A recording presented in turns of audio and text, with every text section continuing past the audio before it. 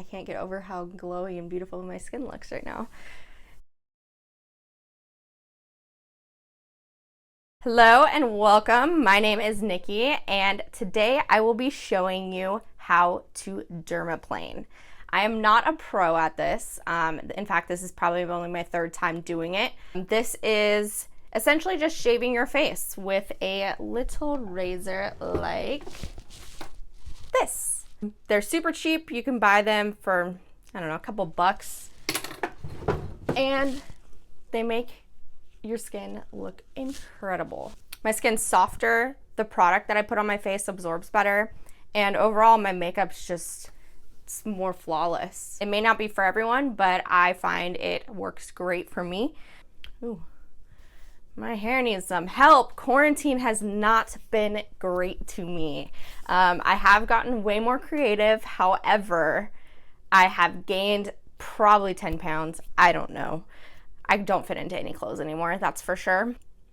I haven't been able to get my brows or lip threaded. I was getting real hairy. That's another reason why I have gone ahead and done the dermaplaning today.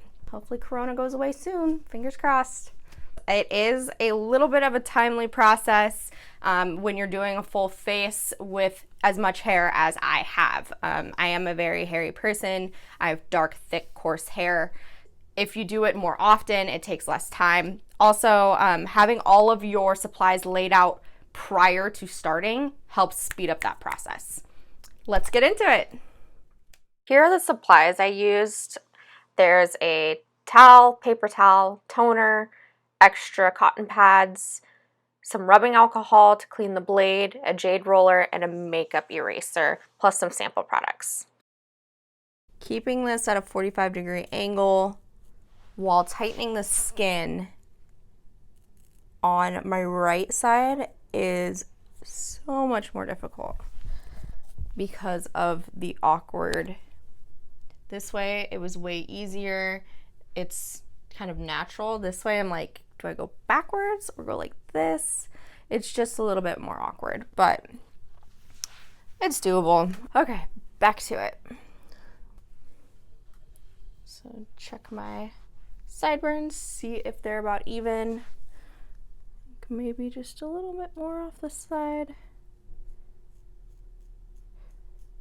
It doesn't have to be perfect because I do have those longer hairs tucked away that will kind of hide any like sharp edges of the under hairs. See, these come down and you can't even tell. It just looks pretty natural. And that's how I like everything to be. You can see like my eyebrows. These are my natural brows, obviously. And when I get them done, they're just shaped up. I don't like to overdo anything.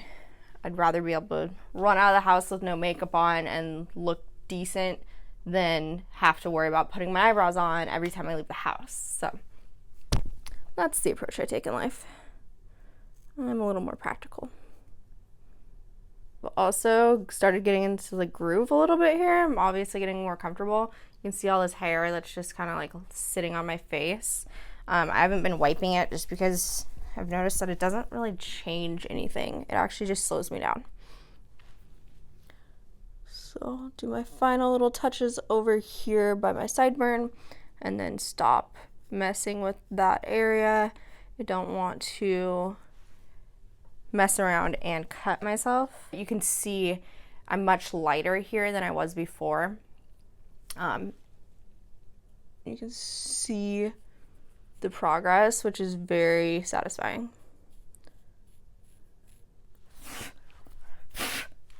Whew. Got hair flying around everywhere. Sorry to cut off. Someone rudely called me. Just kidding. And turned off my video. I am recording this on my phone. We have peach fuzz pretty much everywhere. But I'm gonna go ahead and cut off right about here because that's where I stop my foundation and start blending into my regular skin. And honestly, I don't think it really matters so much down here. I don't get acne there. So that's where I stop. You can do whatever you like though. Now be careful at these acne spots. I learned earlier that it takes just one little swipe and then you've got bleeding acne. It's not a cute look. I'm not proud of it. All right, so go very gently over the acne, avoiding the tops or the high points if possible. I'm just going to go in and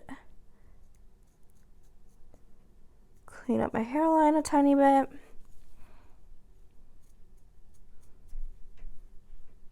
Making sure I'm pulling my skin tight and going at a 45-degree angle. Okay. Now the mustache.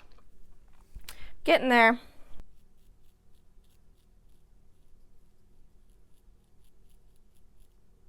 I get all these like whiskers. They're these little white whiskers that just clump up right here. And you can see I'm breaking out a little bit right there. And I think part of the problem is because the hair traps dirt, makeup, etc. into these areas.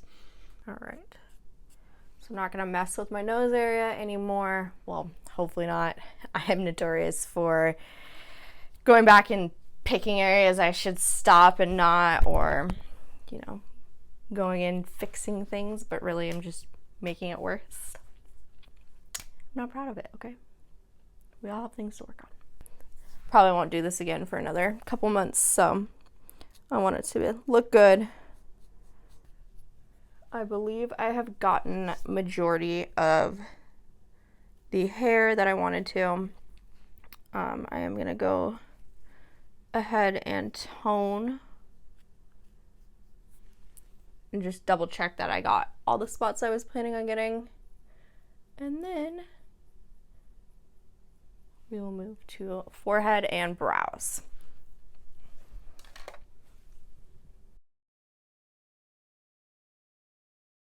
It's a mess. My filming area, once again, a mess. And I'm embarrassed to even show this.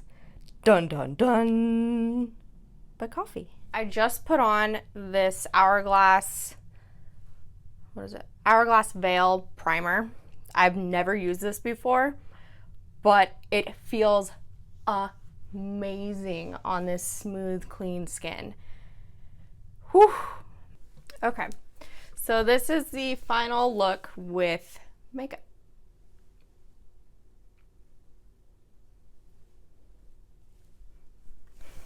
My products went on much smoother and absorbed into the skin better, such as my moisturizer and primer.